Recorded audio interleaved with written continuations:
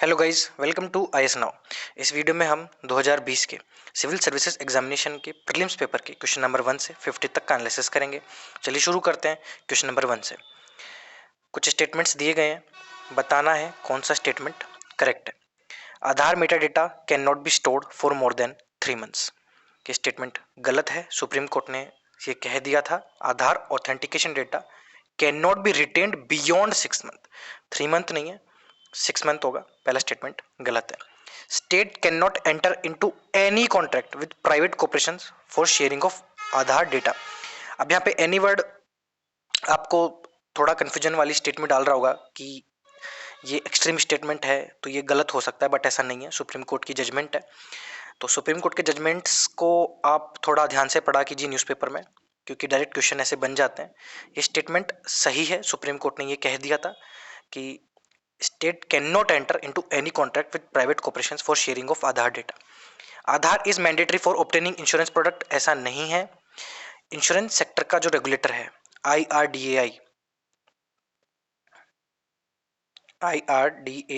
Insurance regulatory and development authority of India, उसने ये already clarify कर दिया था कि Aadhaar is not required to buy an insurance policy. Third statement भी इसलिए गलत है। Aadhaar is mandatory for getting benefits funded out of consolidated fund of India. ये चीज़ भी सुप्रीम कोर्ट ने कह दी थी कि वेलफेयर स्कीम्स के लिए आपको आधार होना जरूरी है अगर वेलफेयर स्कीम्स का बेनिफिट उठाना है तो सेकंड और फोर्थ स्टेटमेंट यहाँ पे सही है। इसका जो आंसर होगा वो होगा 2 and 4 ओनली।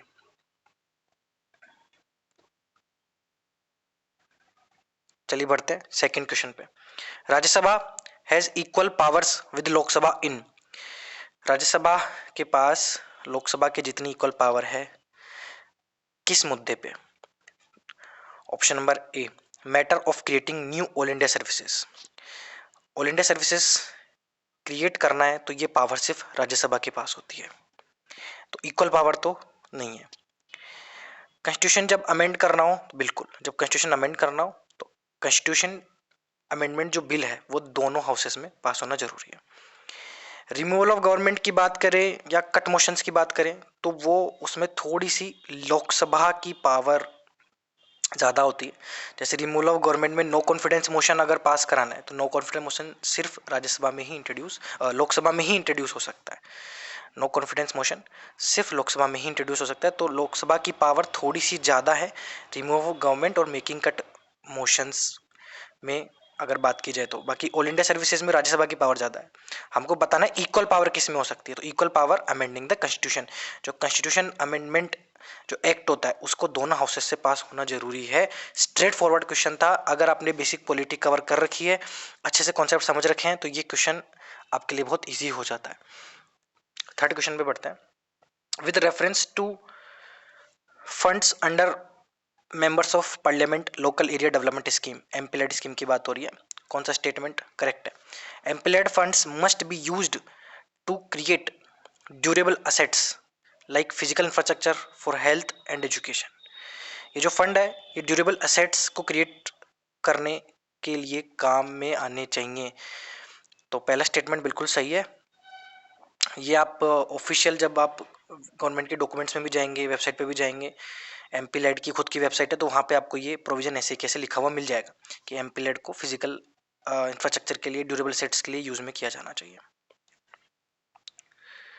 सेकेंड स्टेटमेंट है a specified portion of each MP fund must benefit ST SC population. मतलब कुछ पोर्शन दिया जाता है यहाँ पे एससी एससी के बेनिफिट के लिए। एससी एसटी पॉपुलेशन जो है उसके हिसाब से कुछ पोर्शन उनके बेनिफिट के लिए भी यूज में किया जाना चाहिए। पहला और दूसरा स्टेटमेंट बिल्कुल सही है। MPLAD funds are sanctioned on yearly basis and the unused funds can not be carried forward to the next year. भाई जो फंड यूज में नहीं हुआ, जो यूज में नहीं आया इस साल, वो अगले साल के लिए कैरिड फॉरवर्ड नहीं किया जा सकता। ये गलत है, स्टेटमेंट गलत है, क्योंकि फंड्स कैरिड फॉरवर्ड किए जाते हैं। Funds can be carried forward, non lapsable होते हैं इसलिए कैरिड फॉरवर्ड होते हैं। Funds left in the district can be carried forward for the utilization is in subsequent years। ठीक है, तो तीसरा स्टेटमेंट बिल्कुल गलत है। अब अगर एम्प्लॉयड स्कीम के बारे में आपने पढ़ा हो और तीसरा स्टेटमेंट इंपॉर्टेंट प्रोविजन हो जाता है। तो आपने स्कीम के बारे में पढ़ा होगा ना, तो ये प्रोविजन भी आपने कहीं ना कहीं पढ़ा होगा, किसके फंड्स कैरी फॉरवर्ड किए जाते हैं। तो आपको पता है जब थर्ड स्टेटमेंट गलत है, बी गया सी गया, बचा ए और डी। फोर्थ स्टेटमेंट देख लेते हैं। District authority must inspect at least 10% of all works under implementation every year. Yes, this is correct.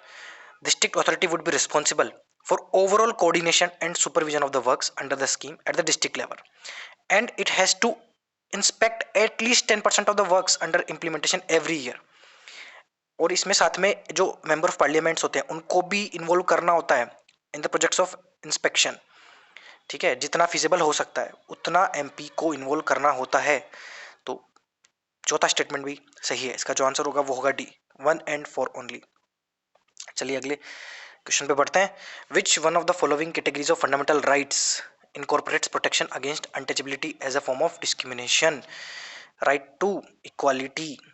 जब आप फंडामेंटल राइट्स वाला चैप्टर पढ़ेंगे तो आपको आर्टिकल 14 से आर्टिकल 18 तक राइट टू इक्वालिटी वाले फंडामेंटल राइट्स मिलेंगे, जो राइट टू इक्वालिटी की बात करते हैं। तो उसमें जो आर्टिकल 17 है आपका, वो अनटचेबिलिटी के ऊपर बात करता है, प्रोटेक्शन अगेंस्ट अनटचेबिलिटी। ये आपको याद रखना, स्ट्रेट फॉरवर्ड क्वेश्चन है again.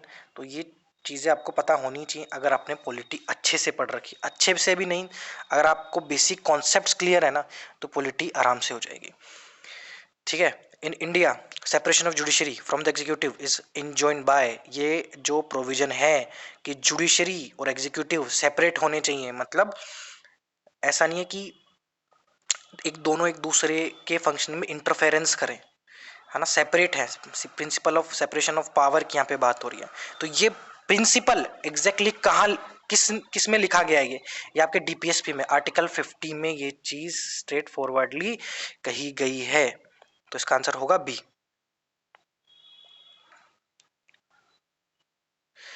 Along with the budget, the finance minister also places other documents before the parliament. देखो, बजट के साथ ना फाइनेंस मिनिस्टर पार्लियामेंट में और भी डॉक्यूमेंट्स प्लेस करता है। तो जो फाइनेंस मिनिस्टर और भी डॉक्यूमेंट्स जब प्रेजेंट करती हैं तो उसमें एक इंपॉर्टेंट डॉक्यूमेंट होता है जिसको कहते हैं मैक्रो इकोनॉमिक फ्रेमवर्क स्टेटमेंट। अब ये प्रेजेंट क्यों किया जाता है, इसके पीछे की वजह क्या है, मतलब कहाँ ये मैंडेटेड है कि इसको प्रेजेंट करना ही है? ये है आपके एफआरबीएम जो एक्ट है, fiscal responsibility budget management act 2003, उसमें ये मैंडेटेड है कि इस डॉक्यूमेंट को बजट के साथ प्रेजेंट किया जाना ही है। इसमें अगर और ऑप्शंस हम देखें जो दिए गए हैं, जैसे आर्टिकल 112, तो आर्टिकल 112 तो बात करता है आपके एनुअल फाइनेंशियल स्टेटमेंट से रिलेटेड, डायरेक्टली बजट से रिलेटेड बात करता है। तो इसमें ऐसा कुछ है नहीं कि मैक्रो इकोनॉमिक फ्रेमवर्क स्टेटमेंट को प्रेजेंट करना है, इसमें ऐसा कुछ है नहीं। इसमें जस्ट ये मैंडेट किया गया कि एनुअल फाइनेंशियल स्टेटमेंट जो है प्रेजेंट करना पड़ेगा आपको, जिसमें आपके गवर्नमेंट ऑफ इंडिया के रिसिप्ट्स और एक्सपेंडिचर होंगे। आर्टिकल 1110 ये मनी बिल की बात होती है ना। इसमें बता रखा है कि कोई भी बिल मनी बिल कब होगा, कौन से प्रोविजन से ये डील करेगा, तब वो बिल मनी बिल कहलाया जाएगा। ठीक है। आर्टिकल 113 आपका बात करता है कि जो कंसोलिडेटेड फंड ऑफ इंडिया से जो एक्सपेंडिचर हो रहे हैं वो बजट में इंक्लूडेड हो, है ना, फिर उनको लोकसभा के द्वारा वोट किया जाए, तो फिर डिमांड फॉर ग्रांट्स की बात हो रही है। तो आर्टिकल 113 तो बात ही अलग है, ये तो अलग चीज़ हो गई थोड़ी सी। ठीक है। और कन्वेंशंस में ऐसा होता है ना कि कन्वेंशन कभी कोई चीज़ मैंडेट नहीं करते हैं, convention are not mandatory. Convention तभी तो कन्वेंशन है, कोई चीज़ मैंडेटरी नहीं है तभी तो कन्वेंशन है ना। कन्वेंशन है बस रीति रिवाज चल रहा है, तो मैंडेटरी नहीं है। ये आपके एफआरबीएम एक्ट में प्रोविजन में साफ इसके बारे में मैंडेट किया गया है कि इस डॉक्यूमेंट को पेश करना पड़ेगा। तो इसका जो आंसर होगा वो होगा डी। अगले क्वेश्चन पे बढ़ते हैं, थोड़ा सा कॉन्सेप्चुअल क्वेश्चन है, ध्यान देना। A constitutional government by definition is a, अब जिन लोगों ने भी सारी वीडियोस पीवाईक्यू की देखी हैं इस चैनल पे, आपको ये चीज़ समझ में आ जाएंगी उन सारी वीडियोस से कि ये क्वेश्चन या इस तरह का क्वेश्चन बार बार आया है, जिसमें या तो लिमिटेड गवर्नमेंट की बात हो रही है, कॉन्स्टिट्यूशनल गवर्नमेंट की बात हो रही है। तो कॉन्स्टिट्यूशनल गवर्नमेंट क्या है? कॉन्स्टिट्यूशनल गवर्नमेंट है लिमिटेड गवर्नमेंट। लिमिटेड गवर्नमेंट का मतलब क्या है? लिमिटेड गवर्नमेंट का मतलब है कि गवर्नमेंट की पावर्स लिमिटेड हो। किसके द्वारा लिमिटेड हो? कॉन्स्टिट्यूशन के द्वारा। कॉन्स्टिट्यूशन में गवर्नमेंट्स की पावर को बताया गया हो, लिखा गया हो, इस वजह से वो पावर अपने आप लिमिटेड हो जाती है। जब कोई चीज लिख दी, डिफाइन कर दी, तो लिमिटेड हो गई। ठीक है, तो इसका आंसर होगा डी। बाकी जैसे और ऑप्शन देखे, गवर्नमेंट बाय लेजिस्लेचर, तो जरूरी नहीं है कि कॉन्स्टिट्यूशनल गवर्नमेंट के पास लेजिस्लेचर हो, है ना।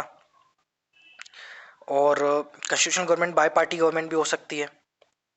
और जरूरी नहीं है कॉन्स्टिट्यूशन जो गवर्नमेंट हो पॉपुलर गवर्नमेंट हो, है ना। हमारे यहाँ पे जो वोटिंग का सिस्टम है उसमें अगर आप देखो, जो अभी करंट रूलिंग गवर्नमेंट है, approx 33% of the total vote उनको मिले हुए हैं। ठीक है, 33% या उसके आगे पीछे, मतलब इतना अप्रोक्स उनको वोट मिला हुआ है। तो पॉपुलर गवर्नमेंट नहीं है वो एक तरीके से, यानी बाकी लोग उस पार्टी को वोट नहीं दिए फिर भी वो सरकार में है। इसका मतलब जरूरी नहीं है कि वो गवर्नमेंट पॉपुलर हो। मेजोरिटी में और कोई चीज़ मेजोरिटी में तो जरूरी नहीं है कि वो पॉपुलर है। मेजोरिटी वोट मिले हैं बट जरूरी नहीं है कि पॉपुलर में। ठीक है, तो और मोनार्की भी हो सकती है। ठीक है, मोनार्की भी हो सकती है ना कॉन्स्टिट्यूशन गवर्नमेंट, तो ये चीज़ है। और मल्टी पार्टी गवर्नमेंट मैंने बोला कि बाई पार्टी भी हो सकती है, जरूरी नहीं मल्टी पार्टी हो, दो पार्टी से भी चल सकता है काम।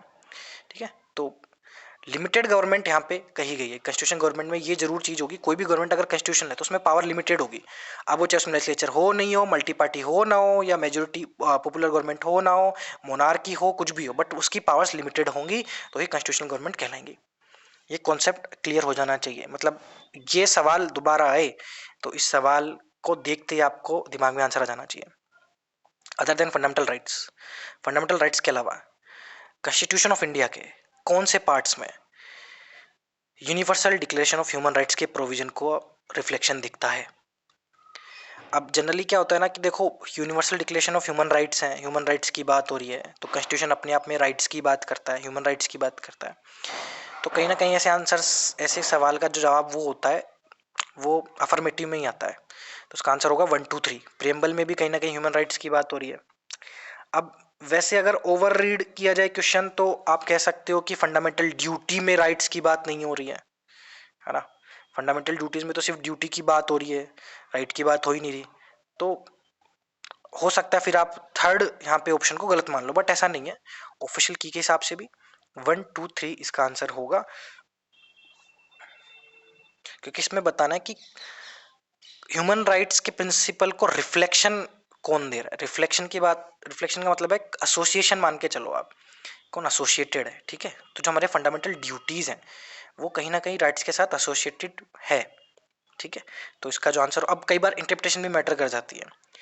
हो सकता है यूपीएससी जो क्वेश्चन बनाने वाले उनकी इंटरप्रिटेशन अलग चली जाए तो वो सिर्फ 1 और 2 ओनली कर देते, बट अब आंसर की हिसाब से 1 2 3 है। तो कई बार क्वेश्चंस को ओवर रीड करना घातक साबित हो सकता है, इसलिए ओवर रीड वहीं किया जाए जहाँ जरूरी है, वरना बेसिक नॉलेज से ही काम चलाया जाए।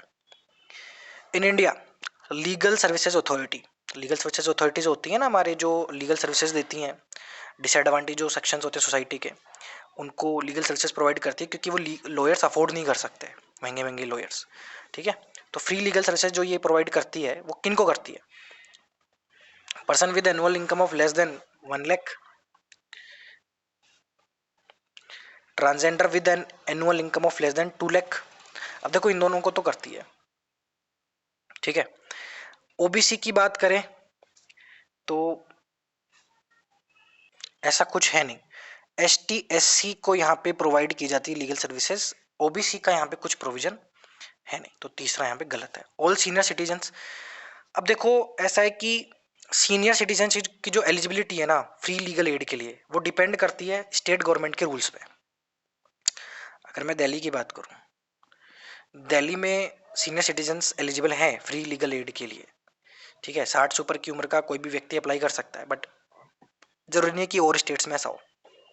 ठीक है, तो हम ये नहीं कह सकते कि all senior citizens are eligible for this. ठीक है, तो इसका जो आंसर होगा वो होगा 1 2 ओनली।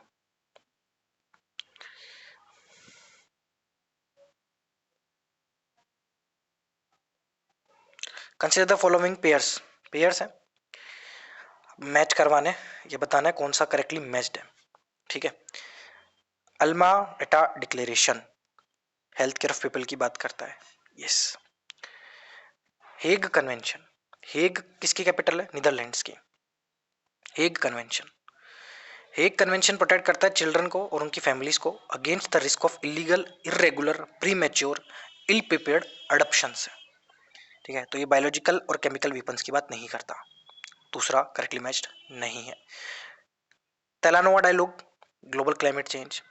यस, बिल्कुल, ये पेयर करेक्टली मैच्ड है।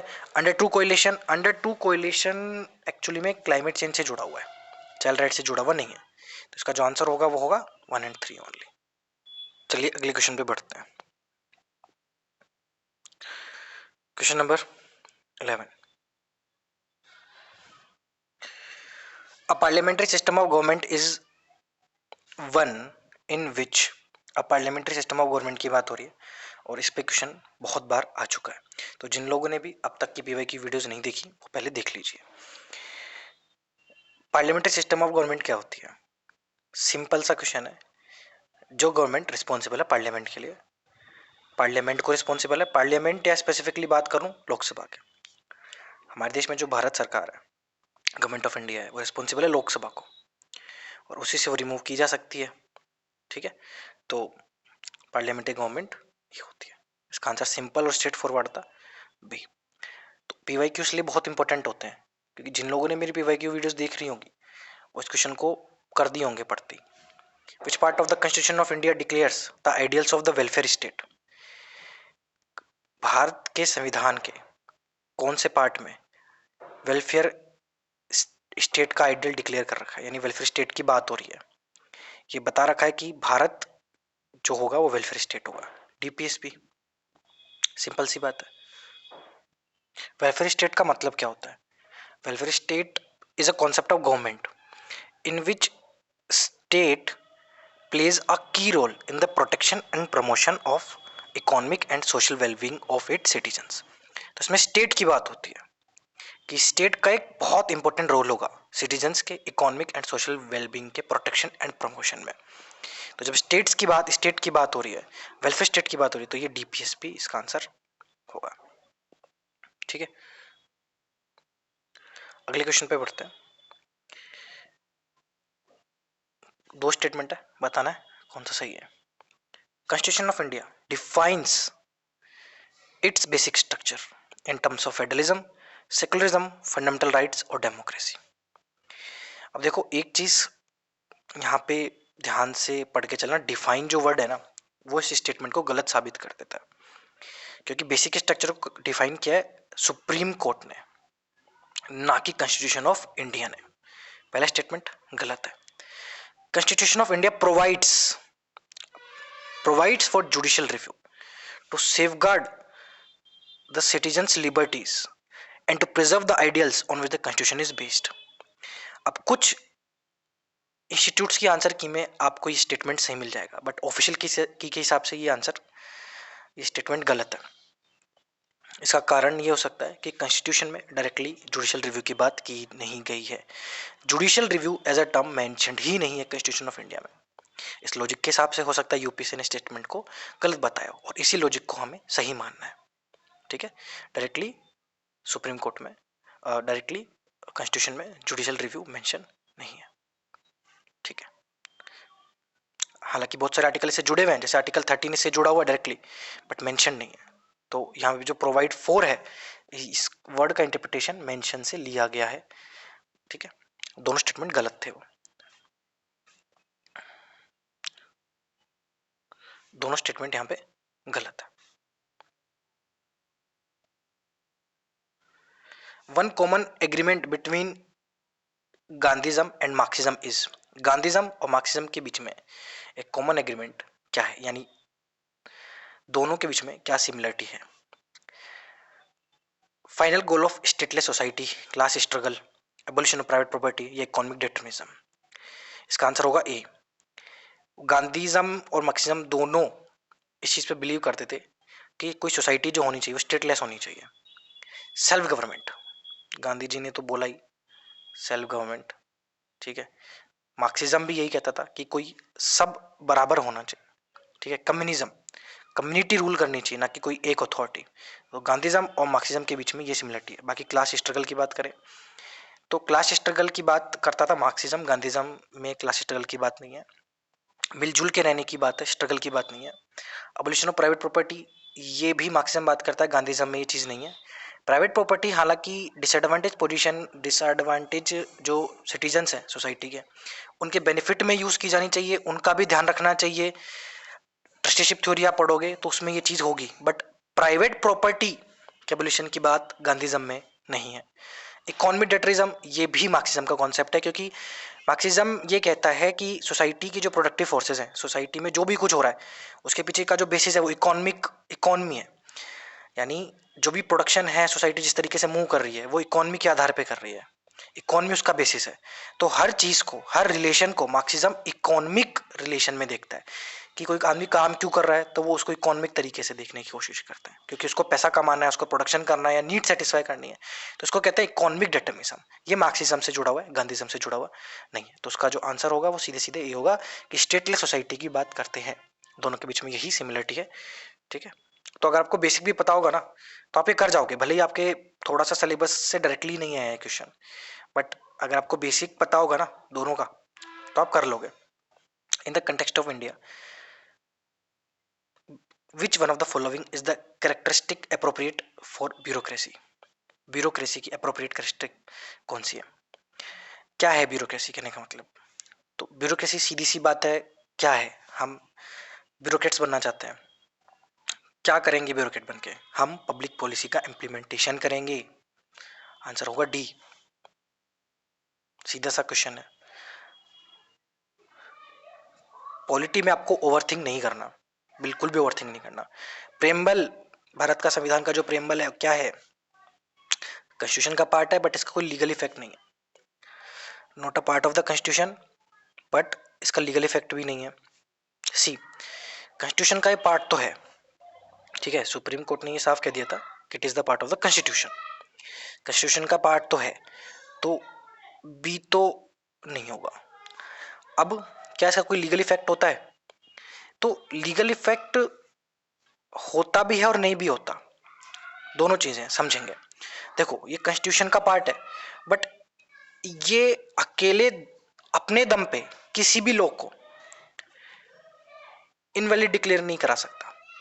मतलब कोई भी लॉ प्रिम्बल को वोलेट करता हो तो ये अपने आप में एक मजबूत रीजन नहीं होगा उस लॉ को हटाने के लिए, ठीक है।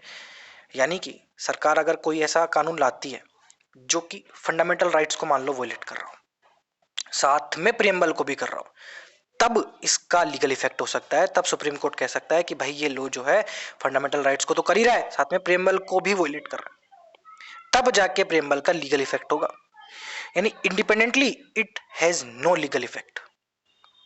इंडिपेंडेंटली अपने आप में एक रीजन नहीं बन सकता किसी भी चीज को इनवैलिड डिक्लेयर करने के लिए, या लीगल इफेक्ट नहीं है इसका, सिंपल, ठीक है। तो इसका आंसर होगा डी। पार्ट तो है बट लीगल इफेक्ट नहीं है इंडिपेंडेंटली, यानी इसको आप साथ में लेके चल सकते हो, अपने रीजंस को, अपने आर्ग्यूमेंट्स को सब्सटेंशिएट करने के लिए यूज में ले सकते हो प्रेम्बल को, इंडिपेंडेंटली आप इसका यूज नहीं ले सकते। गोल्ड ट्रेंच की बात हो रही है, रिजर्व ट्रेंच क्या है? ये आईएमएफ का क्रेडिट सिस्टम है। मतलब कोटा सिस्टम होता है,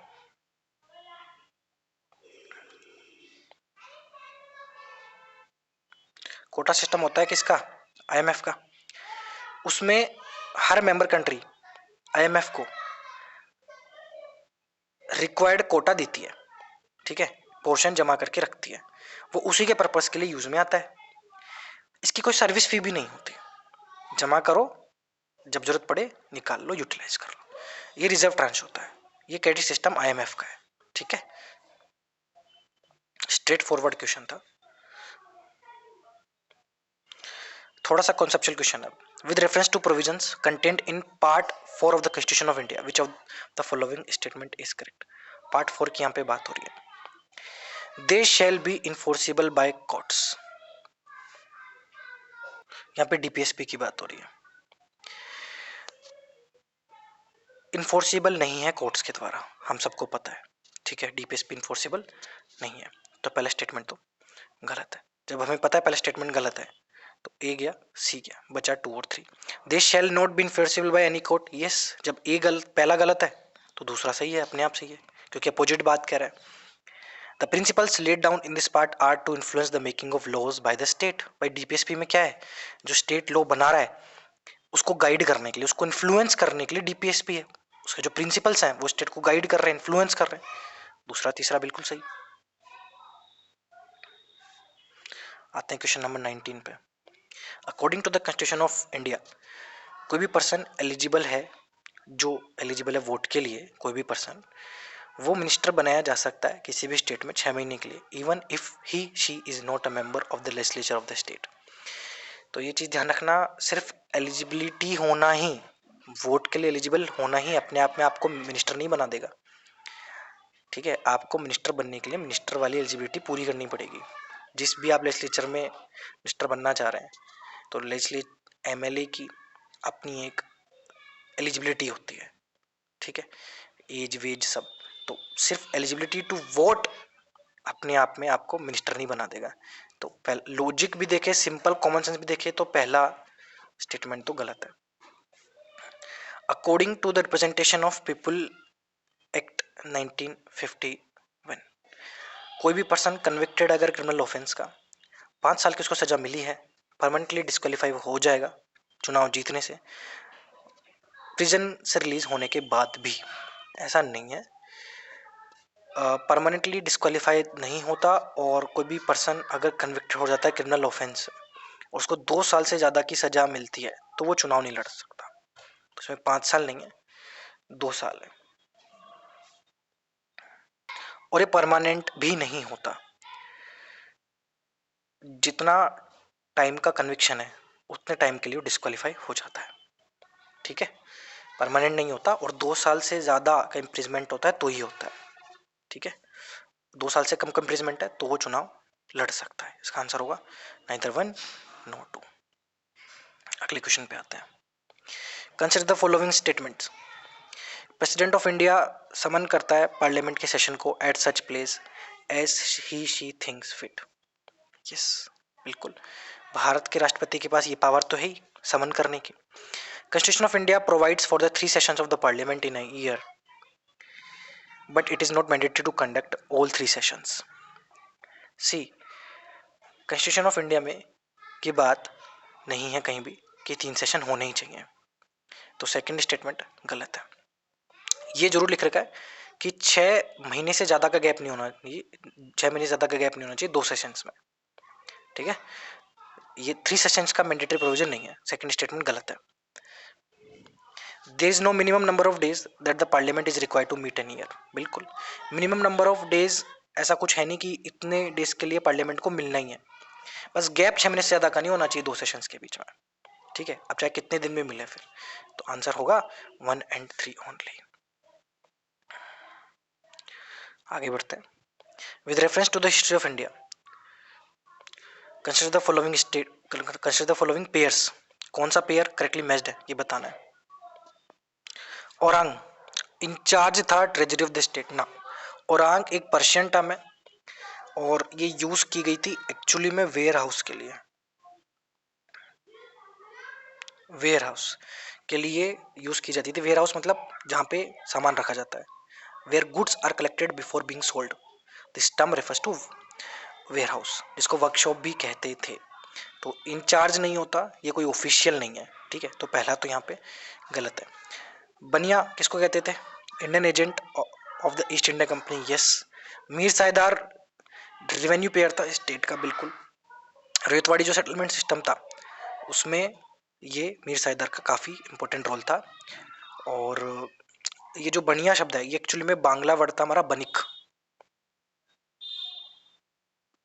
बनिक ये एक बांग्ला वर्ड है, तो इसका एंग्लिसाइज्ड वर्जन है बनिया, बनिया। ठीक है, तो ये चीज़ आपको याद रखना है कि जो मर्चेंट है, जो ट्रेडर होता था, ब्रोकर होता था, एजेंट होता था कंपनी का, उसको भी बनिया कहते थे। ठीक है,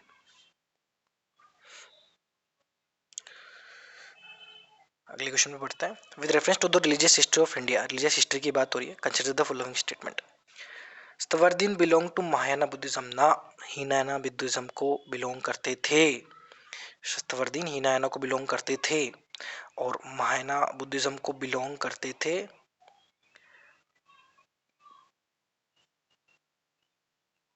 थेरावादिन्स। थेरावादिन्स, ठीक है। तो पहला स्टेटमेंट यहाँ पे गलत है। Lokottaravada sect was an offshoot of Mahasanghika sect of Buddhism. Yes. Buddha का जो डिफिकेशन था, डिफिकेशन का मतलब होता है उनको डेटी बनाने का जो प्रोसेस शुरू हुआ था कि बुद्धा ऑर्डिनरी ह्यूमन बीइंग नहीं है, एक भगवान है, उस प्रोसेस को डिफिकेशन बोलते हैं।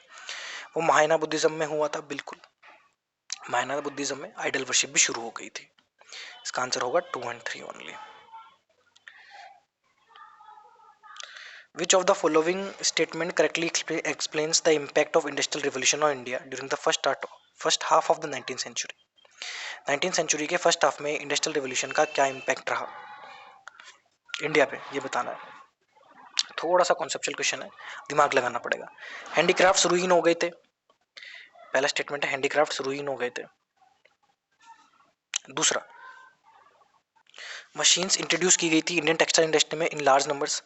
अब ये तो हम सबको पता है कि मशीन्स तो आई नहीं भाई इंडिया में।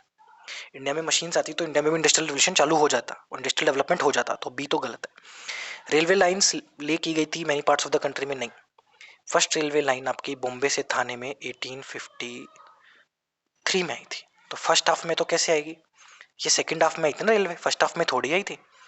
रेलवे एक्सपेंशन भी स्लो था, 1860 तक तो बहुत स्लो था, ठीक है। बाद में जाके सेकंड हाफ में, लेटर हाफ में जाके रेलवे एक्सपेंशन हुआ, तो सी भी गलत। Heavy duties were imposed on the imports of British manufacturers, ये तो उल्टा है।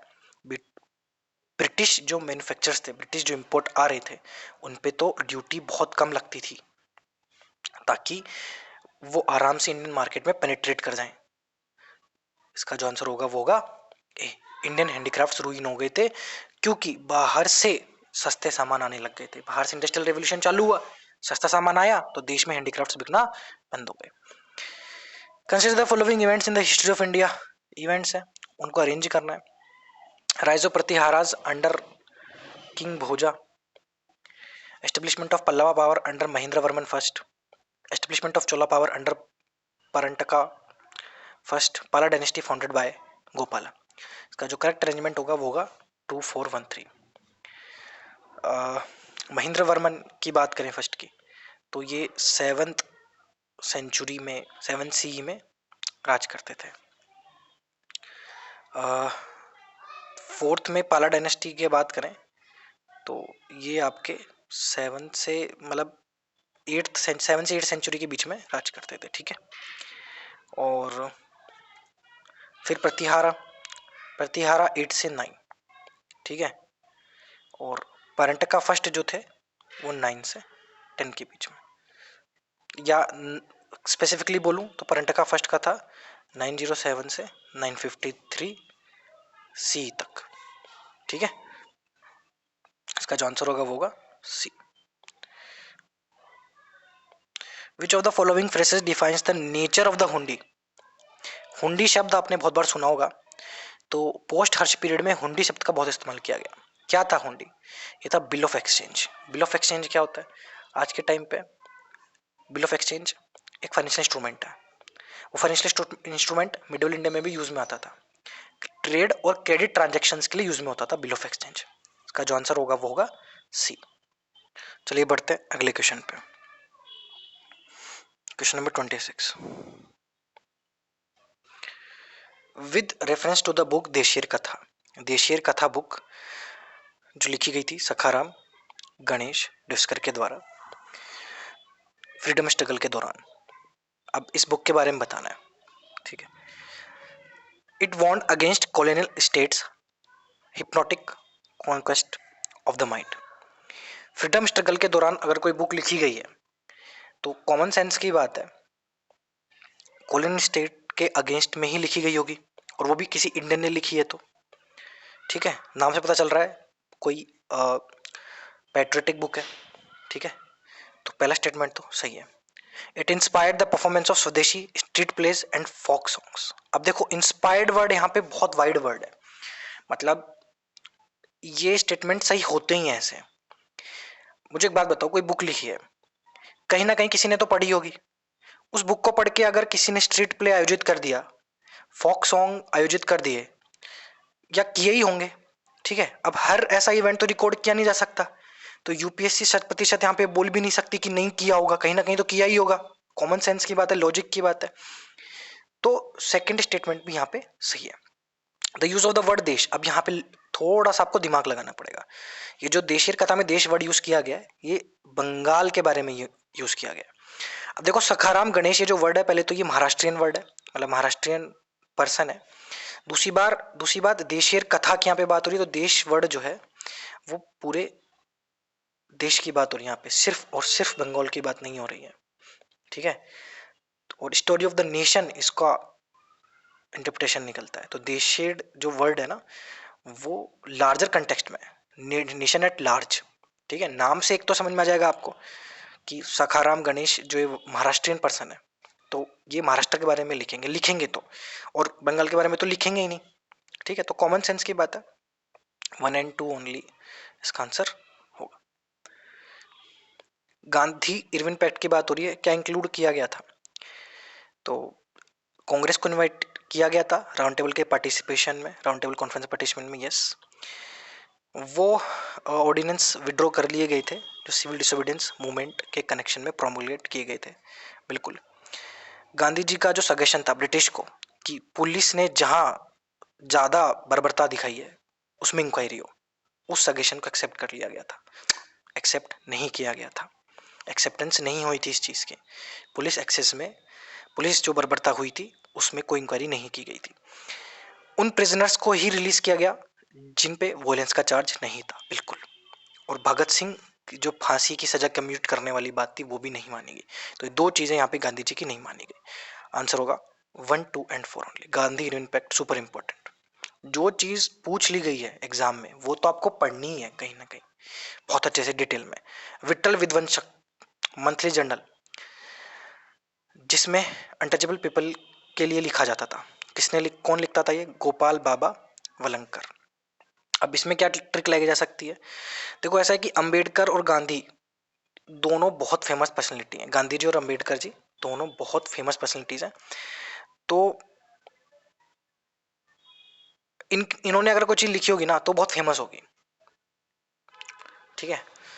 तो ये दिमाग हम लगा सकते हैं कि भाई इनके बारे में हमने ये तो सुना ही होगा कि बुक लिखी होगी, अगर लिखी होती तो हमको सुना ही होता ही ये चीज, बट है नहीं ऐसा।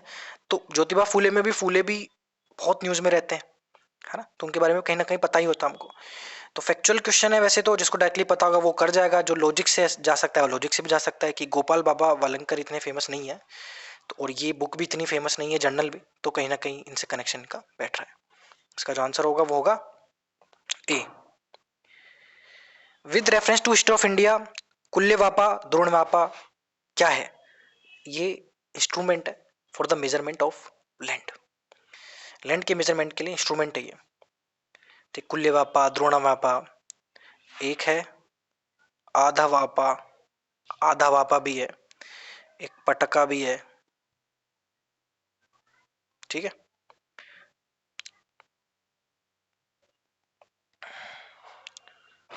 Which among the following rulers advised his subjects through this inscription? Inscription के थ्रू कौन सा रूलर अपने सब्जेक्ट्स यानी अपने जो राज्य के लोग थे उनको एडवाइस देता था? इंस्क्रिप्शन क्या है वो पढ़ लेते हैं पहले। जो अपने रिलीजियस सेक्ट की तारीफ करता है या दूसरे सेक्ट को ब्लेम करता है due to excessive devotion to his own sect, या अपने सेक्ट को ग्लोरीफाई करता है, वो अपने ही सेक्ट को उल्टा इंजोर कर लेता है, अपने सेक्ट के खिलाफ चले जाता है। ये बोला था अशोका ने। और ये जो स्टाइल है लिखने की, ये जो बात की गई है, ये आप आसानी से अनुमान लगा सकते हैं अशोका ने लिखी होगी, क्योंकि कलिंगा वॉर के बाद अशोका थोड़े से पीसफुल हो गए थे, ऐसी एथिकल बातें करते रहते थे इंस्क्रिप्शंस के थ्रू। इसका आंसर होगा ए। समुद्रगुप्त ने कभी ऐसी बात कही नहीं, काफी वोलेंट और काफी एग्रेसिव रूलर रहे थे, ठीक है। अगले क्वेश्चन पे बढ़ जाते हैं। With reference to the cultural history of India, which one of the following is the correct description of Paramitas? Paramitas क्या है? परमितास एक तरह के परफेक्शन है, एक तरह के टेस्ट हैं, एक तरह की क्वालिटीज हैं जो डेवलप करनी पड़ती है बुद्धिज्म के अंदर। अगर आपको बोधिसत्व पाथ पे जाना है तो बोधिसत्व पाथ मतलब बोधिसत्व वो लोग होते हैं, वो मॉन्क होते हैं जो बुद्धिज्म के पाथ पे हैं और इनलाइटमेंट अचीव करने के, निर्वाणा अचीव करने के पाथ पे हैं, बट अभी कर नहीं पाए, उस पाथ पे चल रहे हैं वो, और वो उस तब सक्सीड होंगे जब वो परफेक्शन अचीव कर लेंगे। ठीक है, ये परमिता है। ऐसे टोटल 10 परमिता है। ठीक है, जो बुद्धिज्म में रिक्वायर्ड है। इनमें जैसे जेनरोसिटी, कंपेशन। तो after the completion of these perfections one gets nearer the path of a bodhisattva. ठीक है, अगले क्वेश्चन पे आना। In context of the Indian history, Rakhmabai case हुआ था 1884 का, किन इश्यूज से रिलेटेड था वो? एज ऑफ कंसेंट और रेस्टिट्यूशन ऑफ कंजुगल राइट्स, इन दोनों से एसोसिएटेड था वो। Women's right to gain education ये नहीं था, क्योंकि 1884 में एज सच वुमेन का एजुकेशन का इशू कोई बहुत बड़ा इशू नहीं था। ठीक है, तो पहला जो ऑप्शन है गलत हो जाता है, 2 और 3 इसका आंसर होगा। लॉजिक से भी किया जा सकता है कि भाई वुमेन का एजुकेशन का इशू इतना बड़ा नहीं था उस टाइम पे, है ना। इंडिगो कल्टीवेशन डिक्लाइन हुआ by the beginning of 20th century, क्यों? क्योंकि सिंथेटिक डाई आ गई। भाई सिंथेटिक जो डाई थी वो बनने लग गई। जर्मन केमिस्ट ने सिंथेटिक जो इंडिगो का उसका इस्तेमाल करना शुरू कर दिया, और इससे क्या हुआ, जो सिंथेटिक डाई थी वो बहुत चीपर थी, तो जो नेचुरल प्लांट था जिससे इंडिगो डाई बनती थी, नेचुरल प्लांट जो था उसका कल्टीवेशन बंद हो गया क्योंकि वो महंगा था, मतलब उसका प्रोडक्शन फिर महंगा बिकता था मार्केट में, कोई खरीदार खरीदता नहीं, सिंथेटिक डाई सस्ती थी। तो सिंथेटिकली आज भी most of the Indigo die used world over is made synthetically. Okay, तो अनप्रॉफिटेबिलिटी हो गई थी इंडिगो कल्टीवेशन की, क्योंकि नए इन्वेंशन आ गए थे। नए इन्वेंशन क्या है मैंने बताया, सिंथेटिक डाई, सिंथेटिक इंडिगो का निर्माण इन्वेंशन हो गया था। वेल्सले ने फोर्ट विलियम कॉलेज क्यों एस्टेब्लिश किया था कलकत्ता में? बहुत फेमस है, ट्रेनिंग देने के लिए, ब्रिटिश सिविलियंस को ट्रेनिंग देने के लिए, एडमिनिस्ट्रेटिव पर्पस के लिए। आई जो उस टाइम पे सिविल इंडियन सिविल सर्विसेज होती थी, आईसीएस, वहाँ के ऑफिसर्स ट्रेन होते थे फोर्ट विलियम कॉलेज में कलकत्ता में। तो याद रखना, बाद में क्या हुआ था कि इसका अपोजिशन चालू हो गया था, ब्रिटिश ईस्ट इंडिया जो कंपनी के कोर्ट ऑफ डायरेक्टर्स थे वो इसको अपोज करने लग गए थे कि भाई ये जो है सही नहीं है, इसको ना आप इंग्लैंड में इस्टेब्लिश करो। 1807 में बाद में इसको ईस्ट इंडिया कंपनी कॉलेज नाम से इंग्लैंड में इस्टेब्लिश कर दिया था 807 में। ठीक है, मतलब ट्रेनिंग वहाँ होने लग गई थी, ऐसा नहीं है कि बिल्कुल डिसबैंड कर दिया था, ट्रेनिंग फिर इसकी इंग्लैंड में होने लगी, इसमें नहीं होने लगी। बाद में भी इसका यूज़ किया जाने लगा डिफरेंट लैंग्वेजेस को टीच करने के लिए, बट ट्रेनिंग होनी बंद हो गई। ठीक है, उलगुलन मूवमेंट की बात हो रही है, उलगुलन और द ग्रेट ट्यूमुल्ट कौन से इवेंट से जुड़ा हुआ है? Birsa Munda, Mundas rose under Birsa Munda in the religious movement, जिसको हम उलगुलन भी कहते हैं। उलगुलन रिबेलियन को उलगुलन वर्ड यहाँ पे यूज में किया जा रहा है।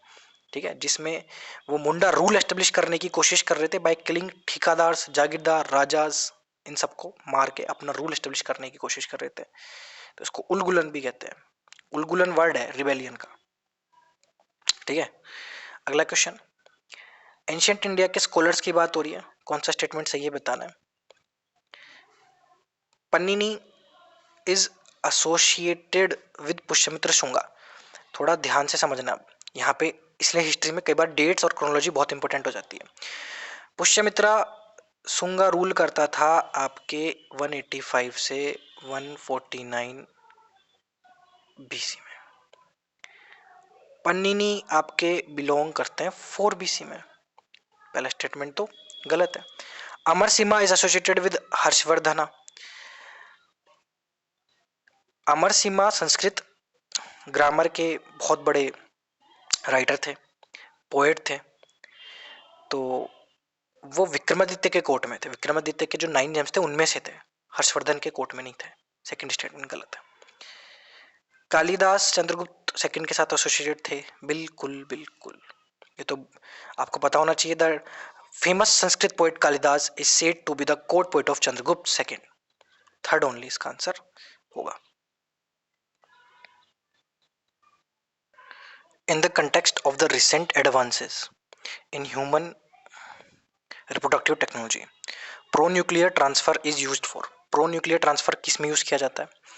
प्रो न्यूक्लियर ट्रांसफर होता क्या है? जिसमें मदर के एग को फर्टिलाइज किया जाता है पहले फादर के स्पर्म्स के साथ, फिर जाइगोट बनता है, फिर क्या होता है उस एग और स्पर्म का जो प्रो न्यूक्लियर उसको रिमूव किया जाता है जाइगोट से, फिर उसको डोनर एग में डाला जाता है, फिर उसको फर्टिलाइज किया जाता है।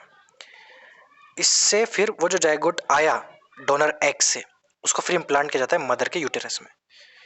तो ये होता है प्रो न्यूक्लियर ट्रांसफर। क्यों यूज में किया जाता है? माइटोकॉन्ड्रियल डिसीज है जो हेरिडिटरी डिसीज जो होती है, माइटोकॉन्ड्रियल डिसीज जो होती है ऑफस्प्रिंग में, उनको उनके प्रिवेंशन के लिए यहाँ पे यूज में आता है। ठीक है, नई स्ट्रेटेजी है, नया तरीका है माइटोकॉन्ड्रियल डिसीज को रोकने के लिए। With the present state of development, artificial intelligence can effectively do which of the following? Artificial intelligence क्या कर सकती हैं?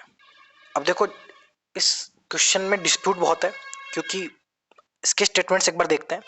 इलेक्ट्रिसिटी कंजप्शन को ब्रिंग डाउन कर सकती है इंडस्ट्रियल यूनिट्स में। Artificial intelligence meaningful short stories create कर सकती है, डायग्नोसिस डिसीज डायग्नोसिस कर सकती है, टेक्स्ट टू स्पीच कन्वर्जन कर सकती है, wireless transmission of electric energy हो सकता है। तो आज के टाइम पे ये सारी पॉसिबल है। ठीक है, अभी आपने नाम सुना होगा चैट जीपीटी का।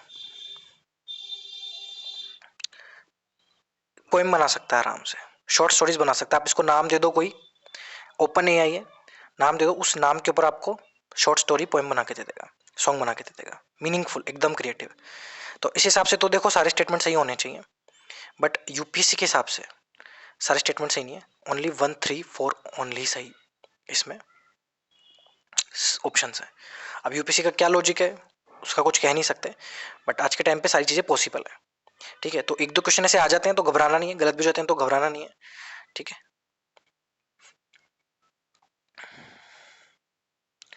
With reference to visible light communication technology, कौन सा स्टेटमेंट करेक्ट है? विजिबल लाइट कम्युनिकेशन टेक्नोलॉजी की यहाँ पे बात हो रही है। Visible light communication uses electromagnetic spectrum wavelengths 375 to 780 nm। पहला स्टेटमेंट बिल्कुल सही है। इसको long range optical wireless communication भी कहते हैं। तो लॉन्ग रेंज नहीं है, शॉर्ट रेंज है। ठीक है, शॉर्ट रेंज कम्युनिकेशन है। सेकंड स्टेटमेंट गलत है। जब आपको पता है सेकंड स्टेटमेंट गलत है तो आप इजीली आंसर तक पहुंच जाओगे, 1, 3 एंड 4 ओनली। बट बाकी स्टेटमेंट भी देख लेते हैं। Visible light communication data transmit कर सकता है लार्ज अमाउंट में, फास्टर देन ब्लूटूथ। यस, इसका कोई इलेक्ट्रोमैग्नेटिक इंटरफेरेंस नहीं है। यस, इसका कोई इलेक्ट्रिक, क्योंकि इसकी हाई बैंडविड्थ है, बैंडविड्थ बहुत ज़्यादा है इसकी, इसलिए इम्यूनिटी है इसको। It is immune from interference from electromagnetic sources. ठीक है, और ये ब्लूटूथ से ज़्यादा फास्टर डेटा ट्रांसमिट कर सकता है। ठीक है, question number 40, with reference to blockchain technology consider the following statement. Blockchain technology की बात हो रही है। पब्लिक लेजर है जो हर कोई इंस्पेक्ट कर सकता है बट कोई एक यूजर कंट्रोल नहीं करता। बिल्कुल, ब्लॉकचेन में ब्लॉक्स बने हुए हैं, उन ब्लॉक्स की चेन होती है। ब्लॉक क्या होते हैं? ब्लॉक लेजर होता है, कुछ भी नहीं होता, ट्रांजेक्शन्स का ब्लॉक बना हुआ है, हर कोई देख सकता है, जान सकता है, बट एक कोई कंट्रोल नहीं करता, कंट्रोल करने वाले बहुत सारे हैं। ठीक है, स्ट्रक्चर एंड डिजाइनिंग, स्ट्रक्चर और design of blockchain is such that all the data in it are about cryptocurrency only. पहला तो ओनली वर्ड यहाँ पे एक्सट्रीम। दूसरी बात, ब्लॉकचेन टेक्नोलॉजी सिर्फ क्रिप्टो करेंसी नहीं, बहुत सारी सेक्टर्स में काम आती है, हेल्थ, एजुकेशन, सिर्फ क्रिप्टो करेंसी की बात नहीं हो रही यहाँ पे। सेकंड स्टेटमेंट गलत है। एप्लीकेशंस जो ब्लॉकचेन पे डिपेंड है वो डेवलप किए जा सकते हैं विदाउट एनीबडीज परमिशन। यस, कोई स्पेशल कंट्रोल करने वाला कोई है ही नहीं एंटिटी, तो ना तो कोई स्पेशल कंट्रोल करने वाली कोई एंटिटी है सिंगल, ना उसकी परमिशन चाहिए। आंसर होगा 1 and 3 only.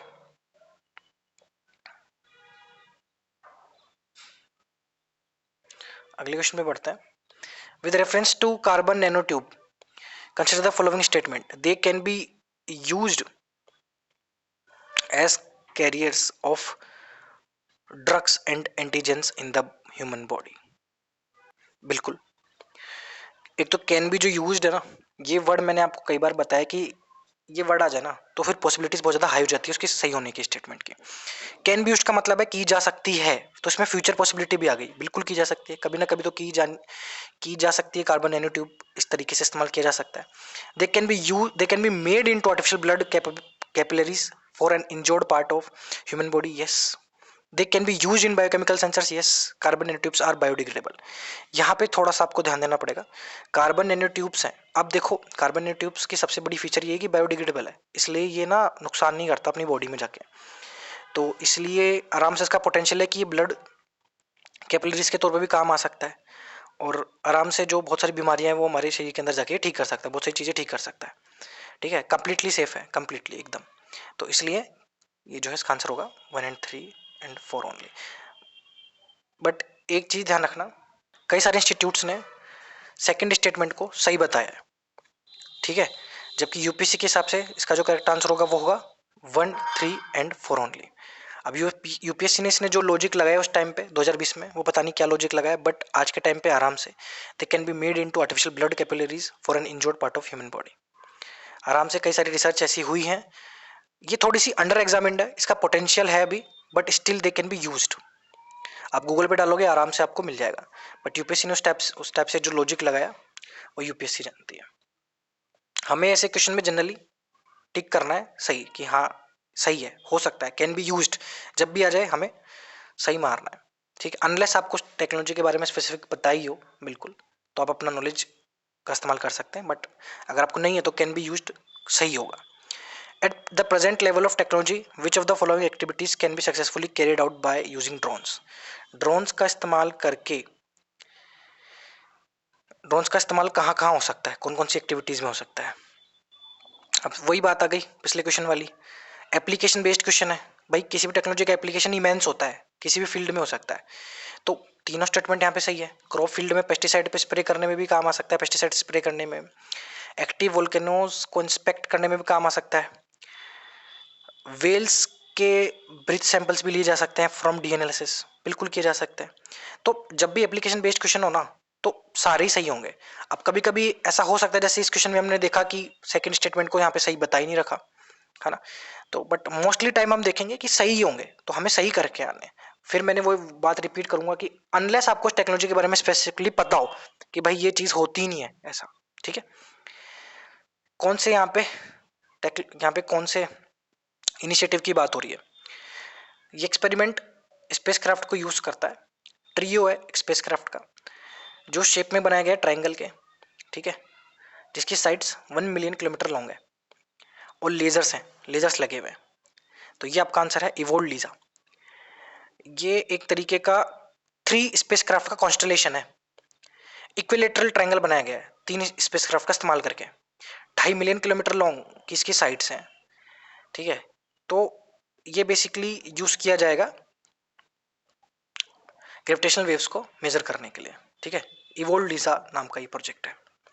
Question number 44, genetic changes can be introduced in the cells, can be, फिर से कैन बी आ गया, जेनेटिक चेंजेस इंट्रोड्यूस किए जा सकते हैं सेल्स में, उन सेल्स में जो एग्स प्रोड्यूस करते हैं या स्पर्म प्रोड्यूस करते हैं, बिल्कुल can be. A persons genome can be edited, किया जा सकता है, जीनोम एडिटिंग होती है, CRISPR-9 टेक्नोलॉजी पता है आपको, ठीक है। तो पर्सन का जीनोम एडिट किया जा सकता है, बिल्कुल किया जा सकता है। Human induced pluripotent stem cells can be injected into embryo of a pig, किया ही जाता है। स्टेम सेल्स जो होते हैं वो इंजेक्ट किए जाते हैं एनिमल्स में, ह्यूमन के, ठीक है। इसका आंसर होगा 1, 2 and 3 ओनली। अब देख लो कैन बी यूज्ड वाले सही हो रहे हैं ना मोस्टली, वही मैं कह रहा था कि इक्का दुक्का तो फिर भी गलत हो सकता है, बट कैन बी यूज्ड जो वर्ड है ये मोस्टली सही होता है। न्यूमेरिकल कंजुगेट वैक्सीन का क्या यूज है इंडिया में, मतलब यूज है बस उसका इंपॉर्टेंस क्या है? These vaccines are effective against pneumonia as well as meningitis and sepsis. Yes.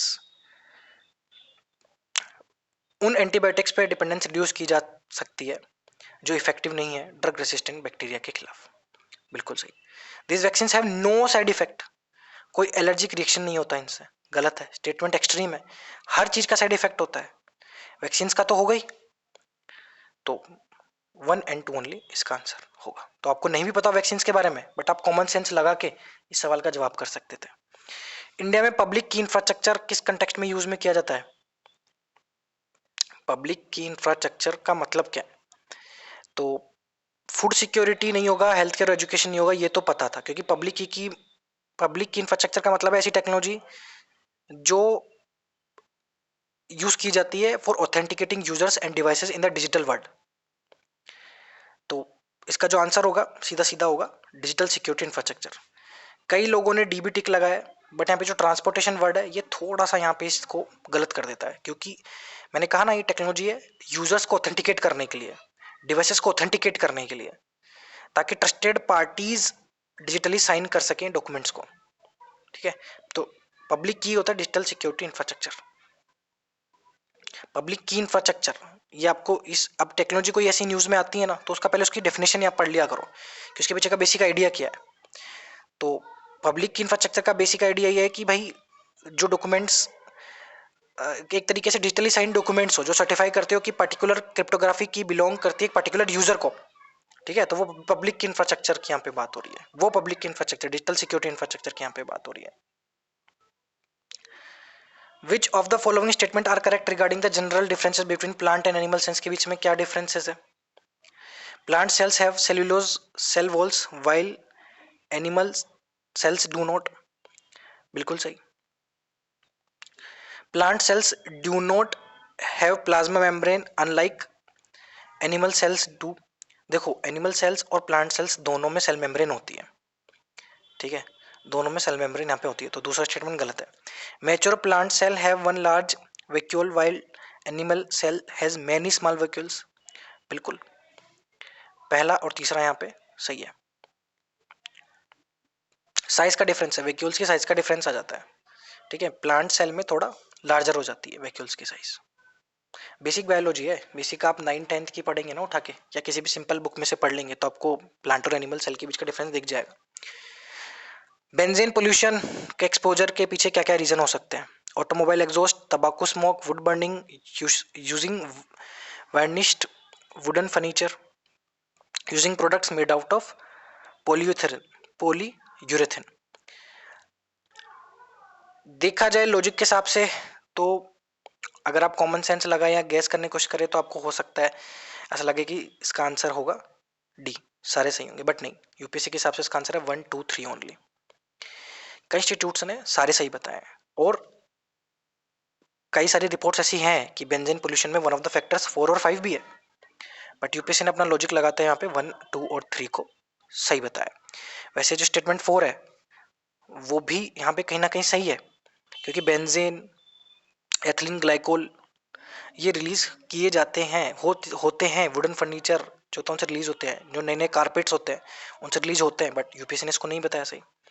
ठीक है, तो ठीक है, ये आपको याद रखना है कि इनसे रिलीज नहीं होता। क्वेश्चंस के डिस्प्यूट ऐसे हो सकते हैं, बट यूपीएससी सुप्रीम, यूपीएससी की आंसर की सुप्रीम। अगर कोई दूसरा फाइनेंशियल क्राइसिस आता है नियर फ्यूचर में, तो कौन सी पॉलिसीज इंडिया को स्ट्रांग बनाए रखेगी, इंडिया को इतना इफेक्ट नहीं होने देंगी? Not depending on short term foreign borrowing, short term foreign borrowing पे डिपेंडेंट नहीं होना। बिल्कुल, अगर हम फॉरेन बोरोइंग पे डिपेंडेंट नहीं है, खास करके शॉर्ट टर्म पे, तो हम फॉरेन शॉक्स पे भी इम्यून रहेंगे।